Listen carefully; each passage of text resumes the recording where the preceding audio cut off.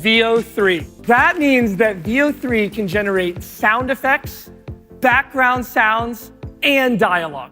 Salut à tous, c'est JP et aujourd'hui je voulais vous parler de Veo 3 de Google, l'IA qui fait des vidéos un peu trop réalistes.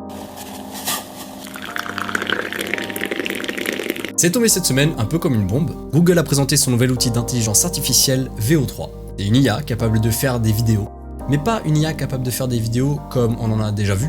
Parce que des IA qui font des vidéos, maintenant on sait à quoi ça ressemble, on sait que c'est assez mal fait, et on sait surtout que beaucoup de gens tombent encore dans le panneau. Je pense notamment à ces vidéos sur Facebook qui reprennent des passages d'un incroyable talent en Amérique et qui font transformer les gens en animaux. Et il y a des gens qui y croient. Voilà, il suffit de regarder la section commentaires, il y a des gens qui pensent que c'est vrai. Il y a des gens qui disent wow, c'est incroyable, bravo. Et le point commun de toutes ces personnes, c'est qu'elles sont un peu plus vieilles que nous, plus de la quarantaine. Et elles tombent toutes dans le panneau.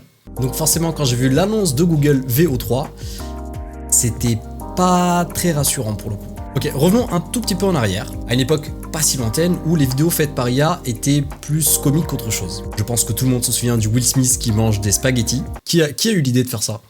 Est-ce qu'on peut retrouver la personne qui a eu l'idée?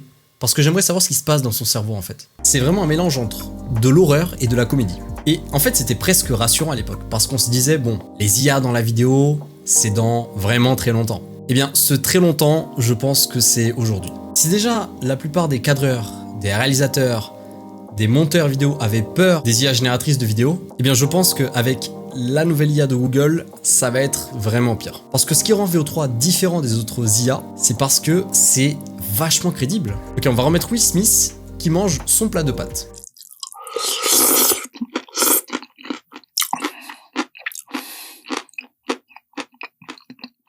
Bon, soit il y a un problème de génération de son, soit les pâtes n'étaient pas cuites. Il faudrait regarder le prompt qu'a fait la personne qui a demandé à générer cette vidéo. Mais voilà le problème, c'est bien plus réaliste quand même. Alors oui, on ne dirait pas vraiment Will Smith, mais n'empêche que quelqu'un pourrait croire que c'est une vraie vidéo, quelqu'un pourrait tomber dans le panneau. Si déjà à l'époque les gens tombaient dans le panneau avec les vidéos qui étaient quand même assez mal faites, ou les deepfakes, imaginez maintenant.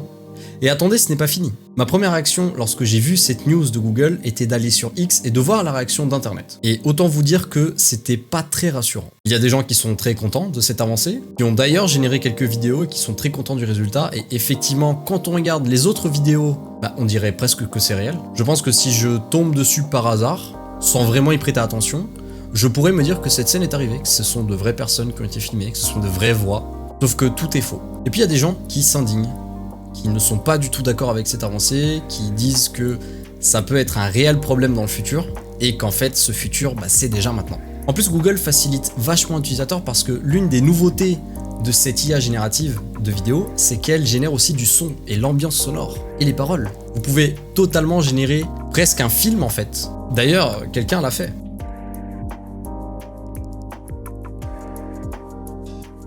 Il y a aussi cette peur des utilisateurs qu'il y ait de faux influenceurs faits avec de l'intelligence artificielle qui fassent des micro-trottoirs, qui inventent des scènes complètement crédibles et que les gens y tombent dans le panneau. Forcément dans le lot, on a aussi eu beaucoup de rigolos sur X qui ont mis des extraits de films ou des extraits de réelles vidéos qui essaient de faire passer ça pour de l'IA, pour montrer à quel point c'est impressionnant. Mais je pense qu'il n'y a pas besoin de faire ça. Parce qu'on comprend que c'est vraiment très impressionnant comme intelligence artificielle, c'est très impressionnant ce qu'ils ont fait, et évidemment ça peut faire peur. Je vous montre d'autres exemples qui ont été générés. So I went to the zoo the other day, and all they had was one dog, it was a Shih Tzu. Un mec qui fait du stand-up, c'est ce qui a été généré, parce que évidemment cette vidéo n'est pas réelle. Ok, je vous mets un autre extrait, est-ce que cette vidéo pour vous est réelle ou pas?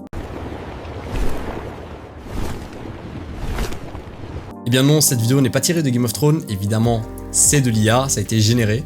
Ok, et celle-ci alors?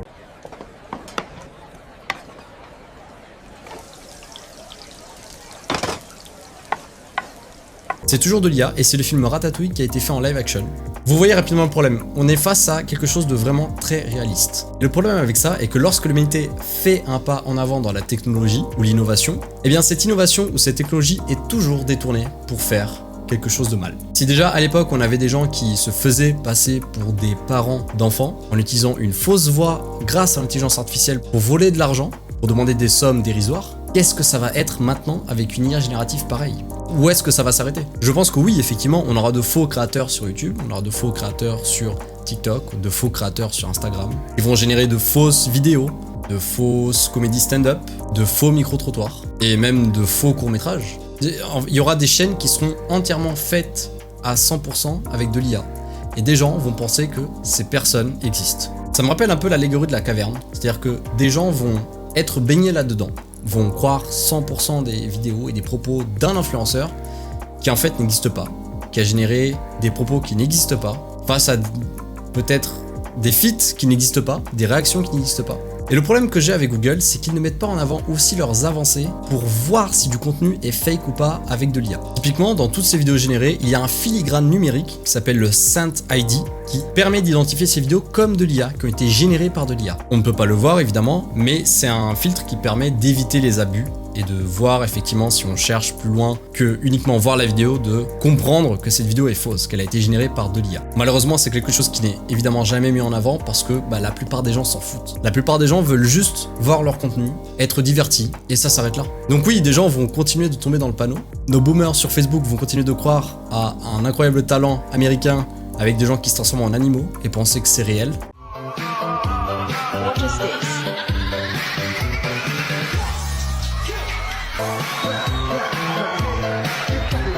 Et les personnes qui travaillent dans la loi auront toujours plus de mal en matière de droit d'auteur et de consentement, parce que comment on va définir tout ça? Ça arrive très vite, ça arrive bien trop vite, on n'arrive pas à le contrôler pour l'instant. C'est inquiétant, mais écoutez, on va voir jusqu'où ça va nous mener.